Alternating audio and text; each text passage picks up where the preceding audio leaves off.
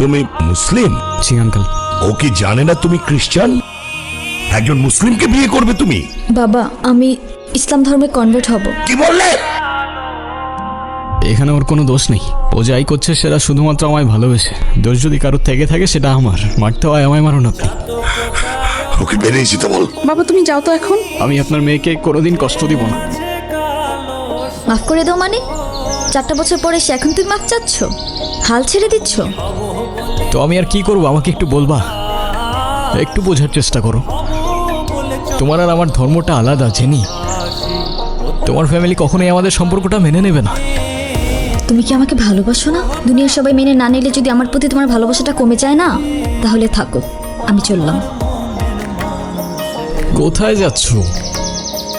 বাবার পছন্দের ছেলেকে বিয়ে করতে। তাহলে আমার কি হবে? তুমি তো আর আমাকে ভালোবাসো না। বাসি, অনেক ভালোবাসি। পরিবার তো মানবে না। না মানুক? সমাজ কি বলবে?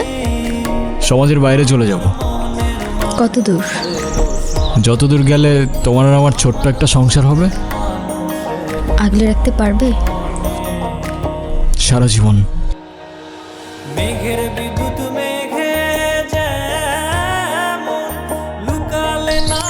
হ্যাঁ বলো।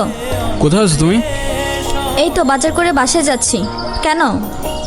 আগে বলো, গুড নিউজ শুনবা না ব্যাড নিউজ? ব্যাড নিউজটাই আগে শুনি।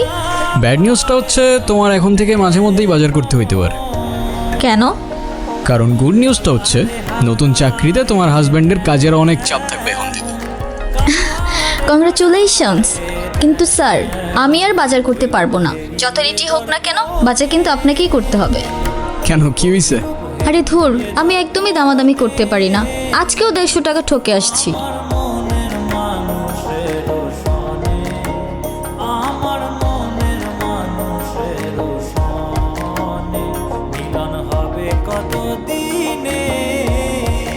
আপনারা কারা? আর বাসার ভিতরে কিভাবে ঢুকেছেন? কারা বাসে? হ্যালো?